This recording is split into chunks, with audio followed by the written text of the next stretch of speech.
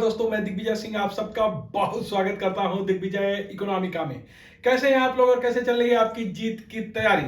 दोस्तों, आज का वीडियो बहुत ही स्पेशल होने वाला है क्योंकि इसमें बहुत से मेरे व्यूअर्स हैं जो नेट जेआरएफ की तैयारी कर रहे हैं इकोनॉमिक्स से। उनका बहुत लोगों का सवाल है, बेसिकली जो हिंदी मीडियम वाले हैं, कि सर आप ये बताओ कि मास्टर में हमारे साथ इकोनोमेट्रिक्स नहीं था, स्टैटिस्टिक्स नहीं था, मैथमेटिकल प्रॉब्लम है, तो किस तरीके से हम टैकल करें। तो ये वीडियो आप लोगों के लिए डेडिकेटेड है जो चाहते हैं कि हम जीआरएफ क्वालिफाई करें और उनको जो मैथमेटिकल इकोनॉमिक्स है, स्टैटिस्टिक्स है, इकोनोमेट्रिक्स है, उससे डर लगता है। तो ये वीडियो आप ध्यान से देखिएगा, लास्ट तक देखिएगा और आपको ये पक्का मैं बताऊंगा, इस वीडियो को देखने के बाद आपको बिल्कुल आसान लगने लगेगा। और साथ ही साथ मैं आपको हिंदी मीडियम के लिए सिर्फ 3 किताबें बताऊंगा जिसमें मैथमेटिकल इकोनॉमिक्स, इकोनोमेट्रिक्स कवर होगी और साथ ही साथ आपका जो है स्टैटिस्टिक्स भी कवर होगा। इसी तरह इंग्लिश मीडियम में भी मैं 2 या 3 किताबें बताऊंगा जो कि आपको सिर्फ उसका एग्जाम्पल पढ़ना है। तो सबसे पहला क्वेश्चन मैं आप ही लोगों से करता हूं क्योंकि बहुत लोगों ने मुझसे ये क्वेश्चन पूछा कि सर कैसे हम तैयारी करें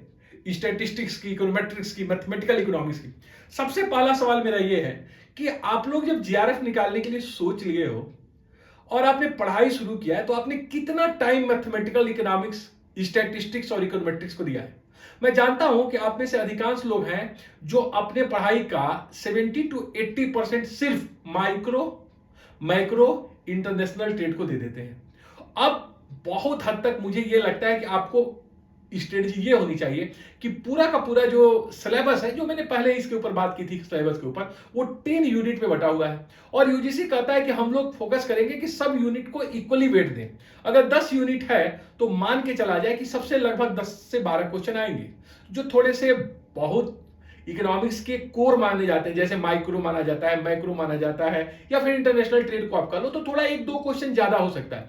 लेकिन मुझे लगता है कि जो प्रॉब्लम्स आप लोगों को आती है, बेसिकली मैं देखता हूं कि बहुत ऐसे बच्चे हैं जो जिनको लगता है कि जीआरएफ क्वालिफाई कर लेना चाहिए, वो नहीं कर पाते हैं, नेट निकालते हैं 4 बार 5 बार नेट निकाल के बैठे हैं। मेरे कई ऐसे जानने वाले हैं कि 4 से 5 बार नेट निकाल लिए बट उनका जीआरएफ नहीं निकला। उनका रीजन ये है कि उनका इकोनोमेट्रिक्स भी तैयार है, मैथमेटिक्स भी तैयार है, लेकिन वो मैं देखता हूं इंडियन इकोनॉमी के ऊपर फोकस नहीं करेंगे, इन्वायरमेंट और पॉपुलेशन के ऊपर फोकस नहीं करेंगे, बेटा जीआरएफ नहीं निकलेगा।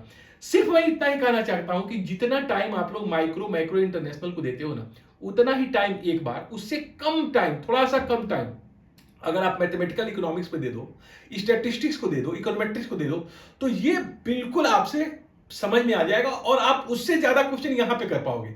दिक्कत यह है कि जो चीजें आपको टफ लगती है उससे आप डिस्टेंस बना लेते हो। लाइक एग्जांपल, घर में देखो, मम्मी और पापा हैं, मम्मी के एकदम चिपके रहते हो, पापा से डिस्टेंस बना लेते हो क्योंकि पापा समझ में नहीं आते।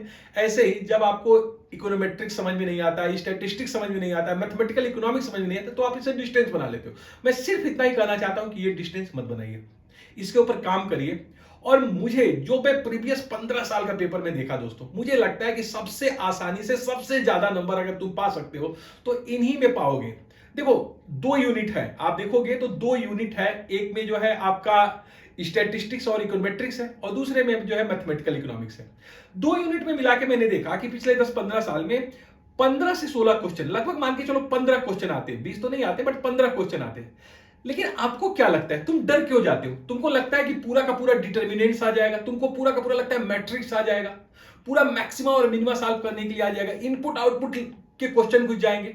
आपको कई बार ऐसा लगता है कि क्वेश्चन इतने डेप्थ में पूछे जाते हैं।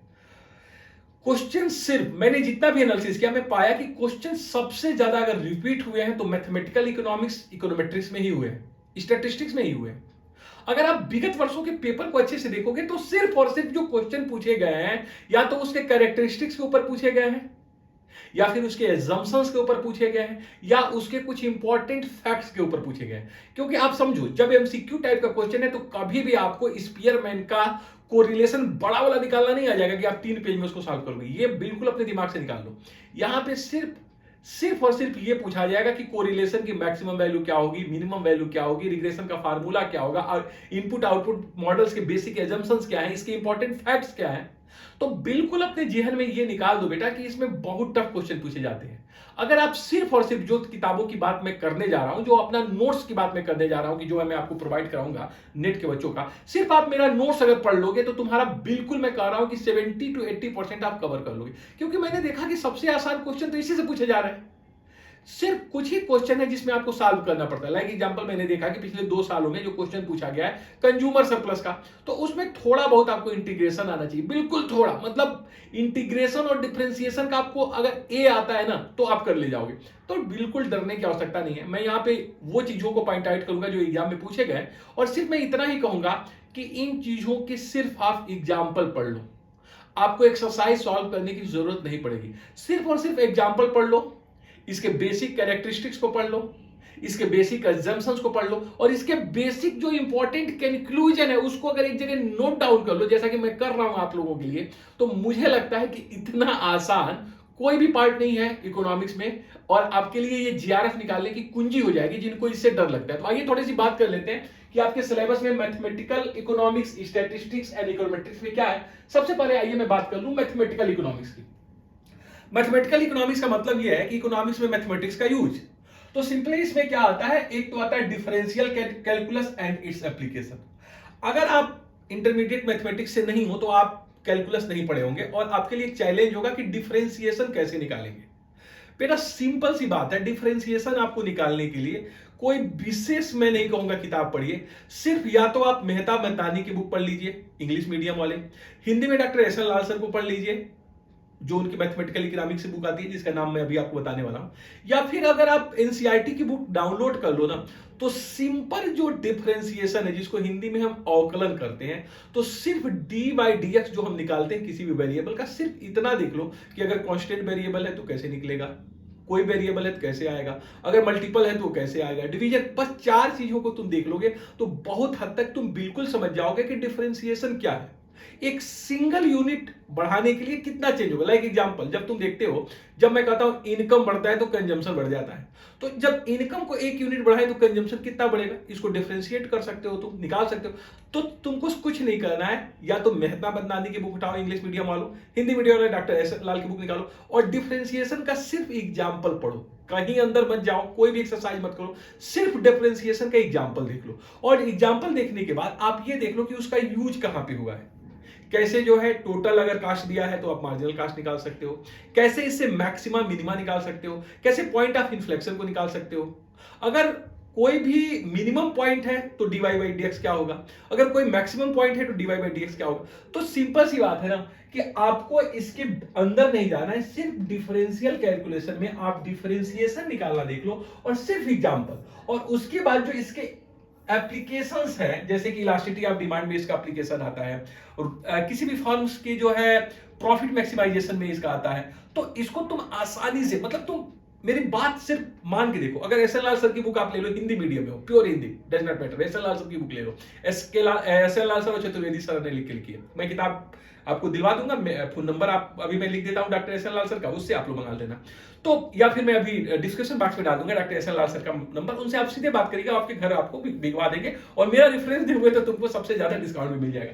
तो यहां पे मैं कह रहा हूं कि डिफरेंशियल कैलकुलस है, उसकी यूज जो है किस तरीके से उसको आप देख लो सिर्फ। उसके बाद मैट्रिक्स एंड डिटर्मिनेंट्स, मैट्रिक्स और डिटर्मिनेंट्स में आपको देख के लगता होगा कि ये बहुत टफ होते हैं, तो इसमें जो मैट्रिक्स और जो डिटर्मिनेंट्स है आब्यू और सारडी, इसमें बेसिकली सिर्फ और सिर्फ एग्जांपल आपको देखने हैं। मैट्रिक्स अगर है तो उसको ऐड कैसे करेंगे, इंटरमीडिएट में पढ़े होगे तो एकदम से जानते होगे, तो उसको सब्सट्रैक्ट कैसे करते हैं, उसको मल्टीप्लाई कैसे करते हैं, तो एकदम से सिंपल है मैट्रिक्स, इसके ऊपर मैं कुछ क्लास भी लेने वाला हूं, आप बहुत आसानी से समझ जाओगे। फिर इंटीग्रेशन अगर आएगा, समाकलन जिसको कहते हैं, समाकलन किसमें यूज होता है, समाकलन का यूज जो है बेसिकली आप देखोगे प्रोड्यूसर सरप्लस निकालने के लिए की जाती है, तो आप इसको देख लोगे। तो एक वही जो है मैं कह रहा हूं कि एनसीईआरटी की 12th वाली बुक ले लेना और थोड़ा सा एग्जांपल देख लेना कि डिफरेंशिएशन किसी वेरिएबल का कैसे करते हैं, और बस उसी चीज का यूज आपको यहां कर देना है। आपको मैथमेटिकल इकोनॉमिक्स में इनपुट आउटपुट एनालिसिस, इसमें भी आपको मैंने देखा कि टफ क्वेश्चन नहीं पूछे गए, सिर्फ इसमें भी आप वही इसके कैरेक्टरिस्टिक्स और एजम्पशन देख लीजिए। लीनियर प्रोग्रामिंग का भी यही आपको देखना है, कैरेक्टरिस्टिक्स क्या है, इसके बेसिक जो फैक्ट्स क्या है, मैक्सिमा मिनिमा कनकेव है, पॉइंट ऑफ इन्फ्लेक्शन, ये भी आपके सब डिफरेंशिएशन से आएंगे, इसी चीज से आएंगे। इसी के ऊपर क्वेश्चन पूछा गया मैथमेटिकल इकोनॉमिक्स के ऊपर। तो आपको अगर लगता है कि ये टफ है तो मैं सिर्फ आपको इतना कर दूं कि सिर्फ 10 दिन पढ़ लो, लेकिन जब पढ़ना तो किताब के साथ साथ नोटबुक रखना। पहला तुम हेडिंग डालना कि डिफरेंशिएट कैसे करते हैं, अवकलन कैसे करते हैं, फिर दूसरा देख लेना समाकलन कैसे करते हैं, 2-3 एग्जाम्पल पढ़ लेना और मैथमेटिकल इकोनॉमिक्स में उसका यूज कैसे है वो डॉक्टर एस.एल. लाल सर के बुक में, इंग्लिश वाले हो तो मेहता बंदानी बुक में एक बार करके देखना 5 क्वेश्चन, इतना कॉन्फिडेंट आ जाएगा ना कि लगेगा माइक्रो तो इतने दिन से टाइम दे रहे हैं, इसमें तो टाइम देने से कितना ज्यादा तुमको लगेगा कि आसानी से मैं क्वेश्चन को कर पा रहा हूं। इसी तरीके से जब स्टैटिस्टिक्स एंड इकोनोमेट्रिक्स की बात आती है तो एक प्रश्न प्रोबेबिलिटी प्रायिकता से पूछी जाती है। प्रोबेबिलिटी के ऊपर मैंने ऑलरेडी एक क्लास लिया है, अगर आपको प्रोबेबिलिटी से डर लगता है तो क्लास देख लीजिएगा, उसको भी डिस्क्रिप्शन बॉक्स में मैं डाल दूंगा कि उसका जो है लिंक, उसको आप देख लेना। प्रोबेबिलिटी दुनिया का सबसे आसान चीज है क्योंकि इसमें टफ क्वेश्चन पूछे नहीं जाएंगे, नॉर्मली क्वेश्चन आपसे पूछे जाएंगे, पासे के ऊपर बेस क्वेश्चन पूछे जाएंगे या फिर ताश की गड्डी के ऊपर क्वेश्चन आपसे पूछे जाएंगे या तो क्वाइन के ऊपर पूछे जाएंगे या सिंपल जो है कुछ इसी 3-4 कैटेगरी के क्वेश्चन पूछे जाते हैं। अगर आप 3 दिन पढ़ लो ना, मेरा वीडियो पहले देख लो, 2-3 दिन पढ़ लो तो तुम्हारी प्रोबेबिलिटी तैयार हो जाएगी। Measure of central tendency and dispersion, जो केंद्रीय प्रवृत्ति की माप है और बिखराव की माप है, इसको भी आपको कुछ नहीं करना है, अभी मैं किताब बता रहा हूं, 2-3 दिन पढ़ लोगे तो तुमको आसानी से समझ में आ जाएगा कि समांतर माध्य क्या होता है, माध्यिका क्या होता है, बहुलक क्या होता है, इसकी विशेषताएं क्या होती है, तीनों में आपसी संबंध क्या होते हैं, मेजर ऑफ डिस्पर्सन क्या है, स्क्यूनेस क्या है, आपको अच्छा लगेगा, अंदर से बहुत अच्छा फील करोगे। फिर मैं इसके ऊपर प्रश्न आता है कोरिलेशन और रिग्रेशन के ऊपर। बेसिकली प्रश्न कोरिलेशन सहसंबंध के ऊपर पूछे जाते हैं, इसके ऊपर मैंने वीडियो बनाया है, सहसंबंध आप देख लो, स्पीयरमैन का क्या है आप देख लेना कि कोरिलेशन क्या है, रे कोरिलेशन आप देख लेना कि ये क्या है। तो बेसिकली जो है कोरिलेशन या रिग्रेशन के ऊपर प्रश्न है। इंडेक्स नंबर अगर आप देखोगे तो लास्पेयर का है, इंडेक्स नंबर आप देख लो, फिशर का लास्पेयर देख लो, है ना। तो इसमें जो है आपको इंडेक्स नंबर, मैं आपको किताब बता रहा हूं, वो किताब बेस्ट है इसके लिए, अभी आप इंतजार करो। इंडेक्स नंबर से क्वेश्चन पूछे जाएंगे। Sampling method and sampling distribution, जो सैंपलिंग के मेथड्स क्या है, उसके डिस्ट्रीब्यूशन क्या है, हाइपोथेटिकल टेस्टिंग के ऊपर और टाइम सीरीज।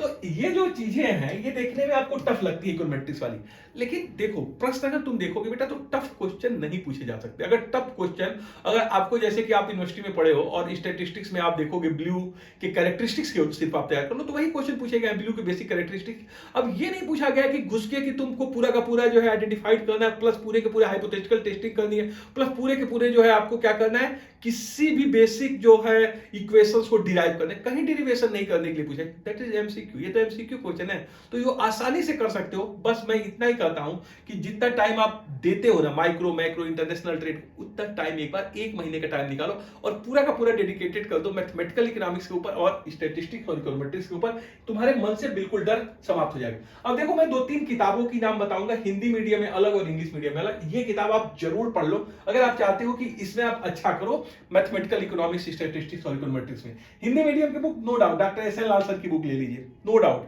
हिंदी मीडियम वालों के लिए बेस्ट बुक है। और मैं आपको दिखा भी देता हूं, यहां सामने मेरी रखी हुई है, ये बुक है, आप देखिए, ये बुक आपको लेनी है जिसका नाम है आर्थिक विश्लेषण की तकनीक। इसमें मैथमेटिकल इकोनॉमिक्स है और साथ साथ स्टैटिस्टिक्स भी है, तो दोनों चीजें आपको इससे सॉल्व हो जाएगी। आर्थिक विश्लेषण की तकनीक, ये किताब नहीं आई है, अमेजन फ्लिपकार्ट पे मिल जाएगी या सीधे सी मैं आप मेरा जो है टेलीग्राम चैनल ज्वाइन करिए, मेरा जो है मोबाइल नंबर ज्वाइन कर ले लीजिए और इस नंबर पे आप मुझसे बात करिएगा, मैं आपको अपना नोट्स भी प्रोवाइड करवा दूंगा और प्लस जो है डॉक्टर एस.एल. लाल सर का नंबर भी दे दूंगा। तो मेरा नंबर नोट करिए 6307374827, ये मेरा व्हाट्सएप नंबर है, इस पे जो है आप मैसेज कर दीजिएगा, मैं आपको डॉक्टर एस.एल. लाल सर का नंबर दे दूंगा। बाकी जो नोट्स मैं कर रहा था वो आपको मैं प्रोवाइड कराऊंगा, मेरी क्लास को आप ज्वाइन भी कर सकते हैं जो ऑनलाइन क्लास है।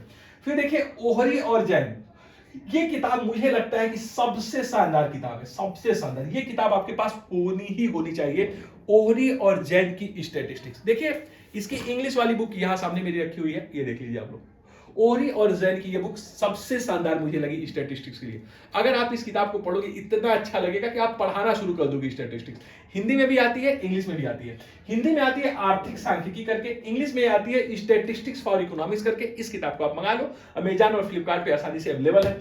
तीसरी किताब जो है जो इकोनोमेट्रिक्स है, ये मेरा नोट्स आपको मिलने वाला है शानदार, और आपको देखोगे कि इसमें कम से कम सिर्फ 10 पेज का नोट्स होगा जिसमें आपके सारे क्वेश्चन मिल जाएंगे, क्योंकि आता ही कुछ नहीं है इसमें, सिर्फ और सिर्फ इसमें आपके बेसिक फैक्ट्स आएंगे, एजम्पशंस आएंगे उसके, और उसके बेसिक कैरेक्टरिस्टिक्स। इंग्लिश में सिर्फ कहूंगा कि Mehta Bandani one of the best, D R. Agarwal बहुत मोटी बुक है, मुझे लगता है कि Mehta Bandani one of the best book है।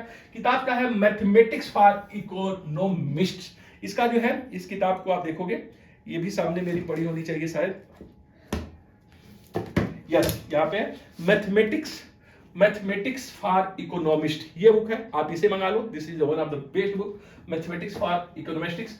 ओरी ऑर्जन की स्टैटिस्टिक्स फॉर इकोनॉमिक्स, वही मैं बता रहा था, उसका हिंदी मैंने लिखा था आर्थिक। और दामोदर गुजराती की जो है आप इकोनॉमेट्रिक्स अगर पढ़े हो तो बहुत अच्छा है। बाकी जो है इतनी की किताबें आपको इकोनॉमेट्रिक्स की पढ़ने की आवश्यकता नहीं, आपको इतने जो है प्रीवियस ईयर के क्वेश्चन ही देख लो तो उससे काम चल जाएगा। तो नो डाउट, बिल्कुल मत डरो यार, आसान है।